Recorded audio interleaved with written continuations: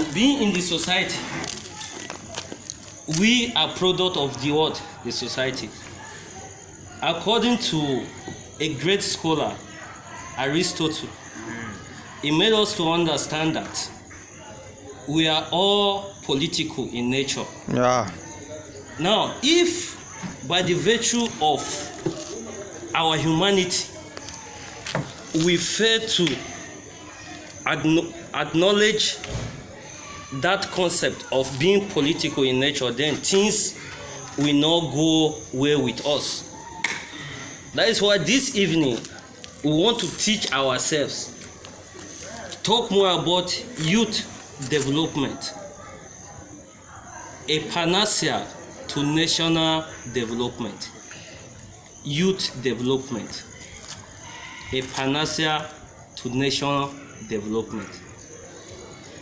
Now, this paper is telling us about we youth. Now, when we look at it today, when we call for Thanksgiving and we came out, our chaplain made us to understand that youth are the future of the church. Youth are the future of the society. Youth are the future of any organization, any sector.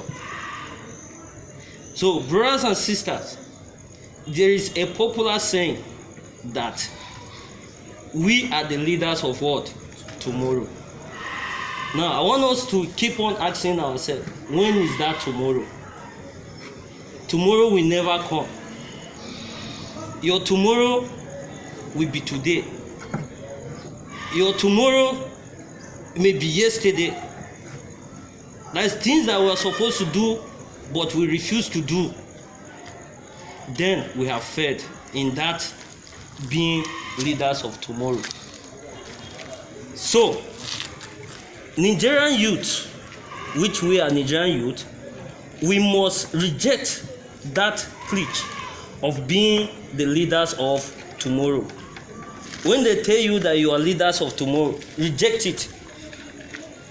Tell them that our tomorrow is what? Now. Our tomorrow is not. Because tomorrow will never come as long as we are consigned. In the last decade, youth in Nigeria have been neglected and relegated to the background of all life activities, including in the family, schools, religious organizations, and even government parastatal. Now, let's look at it. In this country, using Nigeria as a case study, how many youth do we have in government? Many leaders will come with their different campaign promises that when you vote us, certain percentage will be allocated to youth. Youth will be included in a government or all this things. But brothers and sisters, I want you to know that Nigeria is not working today because we youth, we have failed in our responsibility. That is the fact. And these our leaders, who I call them archive, old generation, old cabos, who have realized that we the youth were not united. They use manipulative skills in order to destabilize us. In years to come, the Nigerian that we are praying for, the country that we are hoping for, we will never have that country if we the youth, we do not wake up with our responsibility. Now this responsibility, as we are talking, be limiting it to any aspect of life that you know you can suit in. At family level, what have you done? In the church, what have you done? In the secular world, what have you done? as a youth, what quota have you contributed? We keep on complaining about our leaders, but I want you to know very well, if you read this book, 48 Laws of Power by Robert Greene, I want you to know that what our leaders are doing, they know what they are doing. If you read that book very, very well, you will know that those in power want to grab power by all means. And they know that the only people that can stop them from their selfish interests is the what? Is the youth. Now, youth development. How do we develop youth as a nation? Through education, schools, and various training. If you look at our schools are nothing to write home about. Strike from one generation to another. Increase in fees that an average Nigerian cannot pay. Now, these people are doing it purposely so that when you are not educated, you won't be able to know what the system is, or you can't challenge the system. That is what they are doing. Now, if youth are not developed intellectually, there will be what? Social vices in the society. The rate of armed robbery, kidnapping, banditry, and so on and so forth that we are experiencing today is as a result of we, the youth, that has failed in our responsibility. Now, how do we work out to this call? The Bible made us to understand that when the righteous rule, the people what? Rejoices. Yeah. But when the wicked are in power, what happened? When the wicked are in power, what happened? They suffer. They're suffering. They're suffering. Dismay, the opposite of that. Now, if we consider ourselves as being too religious to participate in secular politics, then we are making a big mistake. Let's have that at the back of our mind. The religion organization is political in nature. Yeah. The religions that we are, the organization, the setting is political in nature. Now, if we say that, oh, not their business, our own, not to read Bible, preach, and keep on praying, then the wicked will continue to be in power. And we that consider ourselves being the righteous, we what? Will continue suffering. The case study of this administration, what we are experiencing. How many of us are ready to take the bull by its horn? How many of us are ready to say enough is enough? So, brothers and sisters, this is a call to awaken our spirit, to participate actively in politics. When we say politics, some of us tag it with a dirty meaning because of the system we found ourselves. Yeah. But right from the beginning of the creation,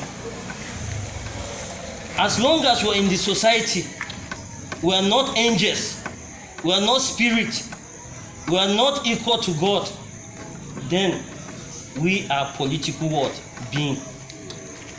That is one thing I want us to know. So, in a country like ours, where politics is being used to divide us, to segregate us, and at the same time to what? To integrate us.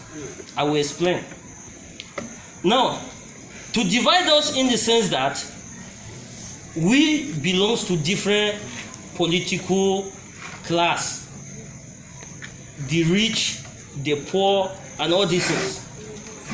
Now, if we understand vividly, the Bible made us to understand that we are both created in the image and likeness of what? Of God. God. Yeah. Our God is not poor, so therefore, you should not segregate me because I am poor. Our God does not have sentiment. Then therefore, you should not be segregated because you are black or you belong to a certain social class. In as long as we are Nigerian, based on the constitution of this country, and we have attained the age of 18 plus, that is the youthful age, 18 plus, we have the right to what? To vote and be voted in. So, if at the end we refuse to do our own part, and the wicked continue to be in power, then we'll continue to suffer. This development we are talking about, brothers and sisters, the government know that development can only be achieved through the youth. I am not in support of disintegration of this country. I am in support of one Nigeria. But let's look at the instance during EndSARS. What happened? The government were afraid about the commitment of the youth. How the youth from different angles, different religions, comes together in unity to speak. When they discover that they will be in trouble, that is, those our fathers, the adults, they sabotage the effort of these peaceful and law-abiding protesters. They not target a negative way. Now, if you read 48 Laws of Power, you will not understand what these people are doing. Now, this is a call for us to be what? To be vast in our knowledge. Let's read. Readers are what? Leaders. When you don't read, you will not be informed. Yeah.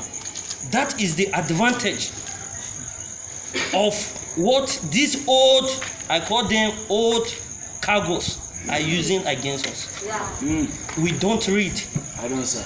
We only enter social media to attack one another. Yeah. You understand? Yeah. So these people know the only platform that thinks to be more educated is the what? Is the Twitter. What happens to Twitter? They banned Twitter in Nigeria. With reasons, selfish reasons best known to them. But the reason they are giving us is not the actual reason. Now, we are calling on ourselves to wake up from our sleep. Identify yourselves. We are too holy and too religious to our liking. Now, Nigeria is the most corrupt country and the most religious country. Have you ever asked yourself, if we go to Holy Land, the number of Nigerians that are there are more than any other country? But when you come to this country, there's no improvement of anything. So, does it mean we are only practicing this religion by our word, by our lips, not by our action and deed? So I'm calling on each one of us that are always cold when they're talking about politics, that are always neglected, that shows no interest when they are talking about politics. In your homes, you are a political being. Being an elder brother, you give instruction to your younger one. Being a senior in school, you give instruction to your junior. You understand? So there's nothing that can separate us from politics unless we want to continue to work so far. If we fail to involve in this politics, there won't be development. I want us to charge ourselves that from today, with me, the future of Nigeria will change. That is to all of us. Let us have positive mind. Let us stop this nonchalant attitude that even if we complain, they no go hear. Na so it dey always be. You go talk for here, you go end for here. No. Let us continue talking. Let us continue speaking. And we pray that the good Lord will fight this cause for us. Amen. For God and for you. Through Christ. Thank you. Let's